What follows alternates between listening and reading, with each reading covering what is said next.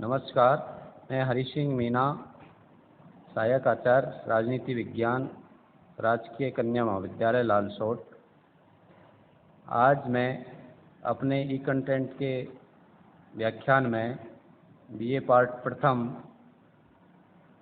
के अध्याय 2 कौटिल्य के बारे में पढ़ाऊँगा। कौटिल्य प्राचीन भारतीय राजनीतिक विचारक है जो एक साम्राज्य निर्माता और कूटनीतिक के रूप में भारतीय राजनीति इतिहास में ख्याति प्राप्त है। कौटिल्य का जो ग्रंथ है उसका नाम अर्थशास्त्र है, जिसमें विषय सामग्री राजनीति पर के साथ साथ अर्थशास्त्र, दर्शन शास्त्र, सैन्य शास्त्र व शासन संबंधी विचारों पर उसमें प्रकाश डाला गया है। इसमें 15 अधिकरण, 180 प्रकरण, 150 अध्याय एवं 6000 श्लोक है। कौटिल्य का महत्वपूर्ण सिद्धांत है राज्य का सप्तांग सिद्धांत। कौटिल्य ने राज्य के सिद्धांत को सावयव या आंगिक सिद्धांत का स्वरूप देते हुए राज्य की प्रकृति के 7 अंगों का विवेचन किया है। सप्तांग सिद्धांत से कौटिल्य के आदर्श राज्य की प्रकृति एवं स्वरूप दोनों स्पष्ट हो जाते हैं। कोष, सेना तथा मित्र का राज्य के प्रथम अंगों के रूप में उल्लेख है। चाहे आज स्वीकार न किया जाए, किंतु इनकी उपयोगिता उस काल में अधिक थी जब शक्तियों के पृथक्करण का सिद्धांत व विधि की सर्वोच्चता के साथ राजा ही सर्वशक्तिमान माना जाता था। सप्तांग सिद्धांत का पहला अंग है स्वामी अर्थात राजा। कौटिल्य ने राजतंत्रीय व्यवस्था और राजा को प्राथमिकता दी है। स्वामी की स्थिति ऐसे संप्रभु की थी जो किसी के प्रति उत्तरदायी नहीं था। स्वामी अपने गुणों के आधार पर अन्य सभी अंगों का संचालन करता था। स्वामी के कार्यों पर केवल सामाजिक तथा धार्मिक परंपराओं का प्रतिबंध था। दूसरा अंग है अमात्य। कौटिल्य ने राज्य के दूसरे अंगों में अमात्य को माना है। कौटिल्य ने अमात्य के गुणों का विवेचन करते हुए कहा है कि उसे स्वदेश में उत्पन्न, कुलीन, अवगुण रहित, बुद्धिमान, अर्थशास्त्र का ज्ञाता, स्वामी भक्त आदि गुणों से संपन्न होना चाहिए। कौटिल्य के अनुसार व्यक्ति में सर्वाधिक गुण हैं उसे अमात्य और जिनमें आधे गुण हो उन्हें मध्यम अमात्य नियुक्त किया जाना चाहिए। राज्य का तीसरा अंग कौटिल्य ने जनपद बताया है।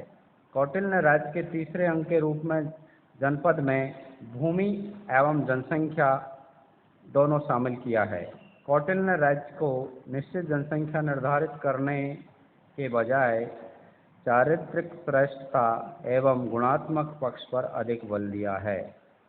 कौटिल्य ने जनपद में निश्चित भूभाग को भी शामिल किया था, जिसमें ऐसी भूमि पर बल दिया गया जो राज्य की प्रजा को आजीविका प्रदान कर सके।